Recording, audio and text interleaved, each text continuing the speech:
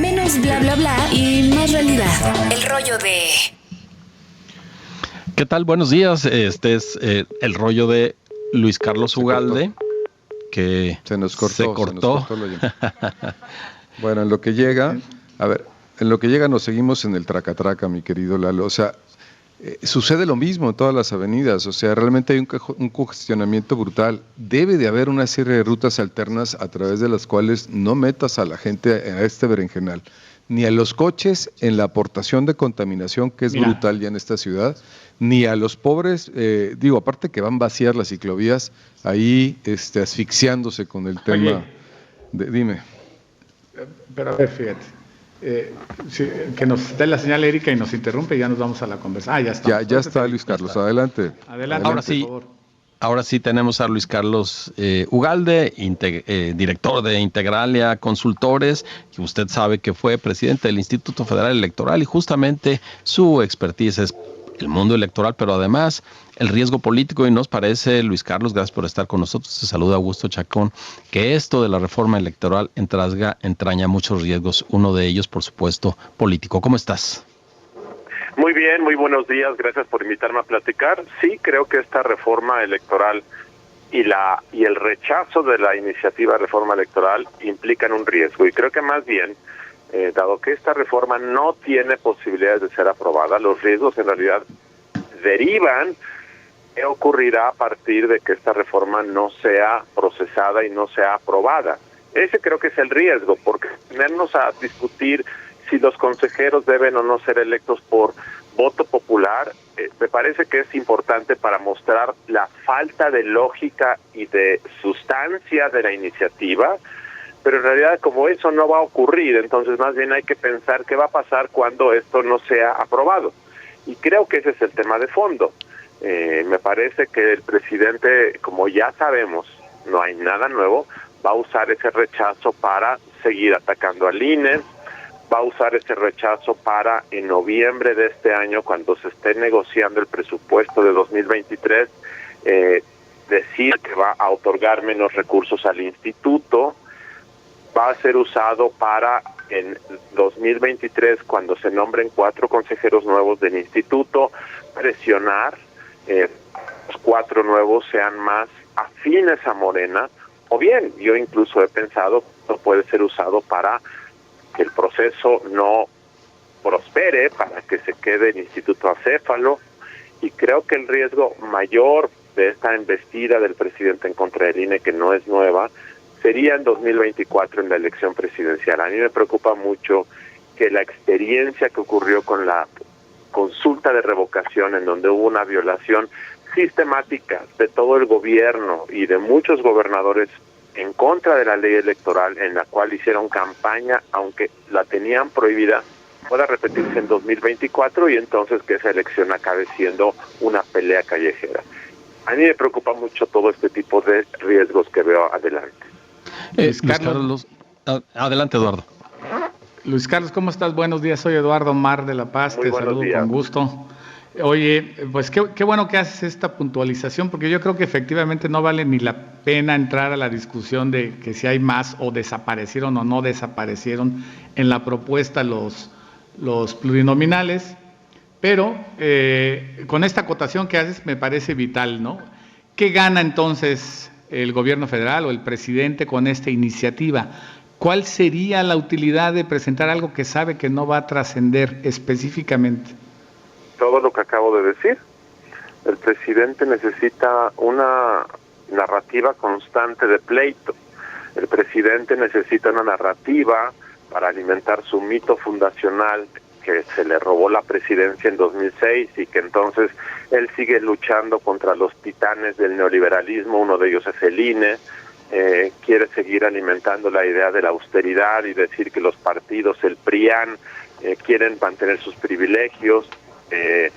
Uno de los ejes narrativos de esta iniciativa es que se van a ahorrar 24,000 millones de pesos, entonces es seguir alimentando la idea de que el pueblo merece una democracia más barata y que López Obrador le va a devolver el voto libre a la gente y que hay un grupo de partidos que se niegan a perder privilegios. Eso es lo que gana, y gana una justificación para seguir en su ataque constante al instituto. Luis Carlos, pero por otro lado, con lo que sucedió con la reforma eléctrica, parece que la oposición ya vio que también tiene cartitas para intercambiar y que también tendría, vía el presupuesto, vía otras aprobaciones, manera de entrar en estas vencidas con el presidente y defender a las instituciones electorales que solo son la piedra de toque que el presidente quiere usar para que su proyecto político persista.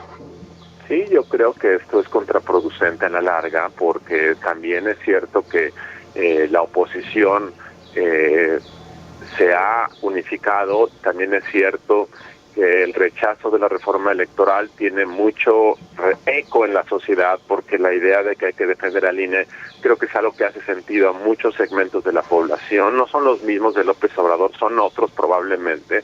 Pues también creo que el presidente está dando tropezones. Yo nada más digo cuál debe ser la lógica de López Obrador, pero creo que se está equivocando en muchos aspectos. Una de las razones principales es el traspié que hubo la semana pasada. Bueno, no fue traspié, fue un desorden. Lo que acaban de mencionar ustedes de que parte de la narrativa de todo esto es que iban a eliminar a los diputados plurinominales. Bueno, el día de la presentación, muchos de los que estaban ahí no sabían que en realidad lo que la propuesta hace es proponer que todos los legisladores, incluidos los senadores, sean plurinominales.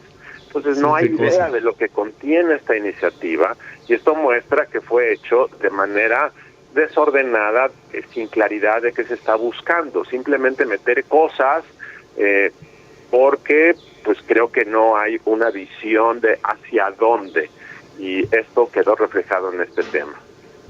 Luis Carlos, ¿crees que adelante, Eduardo. Luis Carlos, adelante. ¿crees que levante el tema, es decir, que haya eco y que se inicie una discusión de semanas o más tiempo cuando, digamos, que queda al descubierta esta intención con las evidencias que acabas de mencionar, Luis Carlos? Yo creo que no va a aprender mucho, porque ya la gente entiende que no va a proceder. Con la reforma energética había la duda de si iba a jalar o no. Creo que aquí queda claro que no va a jalar. Entonces probablemente esto tenga menos reverberancia y se vaya apagando y no haya no haya un gran rédito para el presidente. Esa es mi intuición.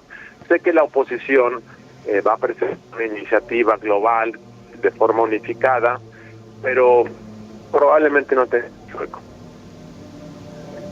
Bien, Alex. Se nos cortó. Bueno, parece ser que perdimos a Luis. Ahí está Luis Carlos, ¿no? Ahí estás, Luis Carlos. Y aquí estoy. Perfecto. Bueno. Bueno, Luis Carlos, para terminar, una pregunta. ¿Cómo ves un INE sin Ciro Murayama y sin Córdoba? ¿Cómo veo? Perdón, otra vez. ¿Cómo ves al INE sin estos dos grandes, personas que manejaban el INE, que lo confrontaban al presidente, que era Ciro Murayama y Lorenzo Córdoba? Y Lorenzo Córdoba, perdón, me perdí. Bueno, si en marzo del próximo año se renueva el INE conforme a las reglas que hay actualmente, seguramente los 4 nuevos consejeros que lleguen tendrán un perfil aceptable, un perfil que permitirá que el INE siga funcionando.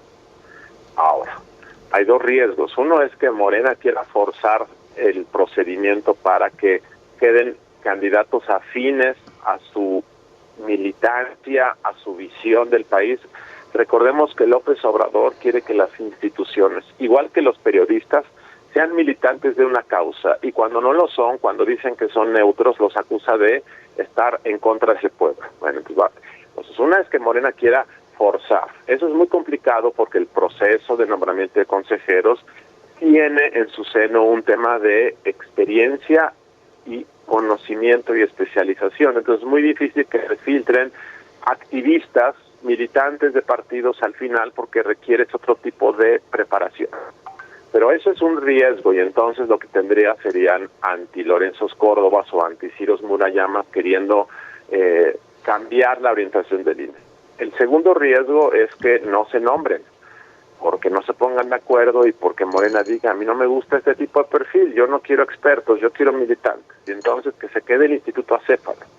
Si una de estas dos cosas pasa, entonces sí hay un problema grave, porque entonces, como ha ocurrido con otros órganos autónomos, el gobierno puede buscar debilitar al instituto mediante el no nombramiento.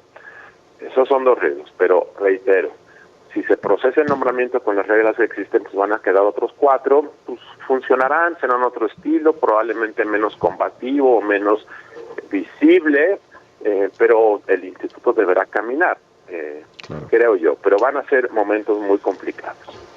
Muy bien, Luis Carlos, muchísimas gracias por estar con nosotros aquí en Así las Cosas Jalisco. Te estaremos en contacto para seguir con este tema que sin duda va a ser uno de los más importantes en el corto plazo. Muchas gracias, Luis Carlos. Con todo gusto. Buenos días. Bye. Buen día. Bye. Bueno, si les parece, nos vamos a un corte y regresamos.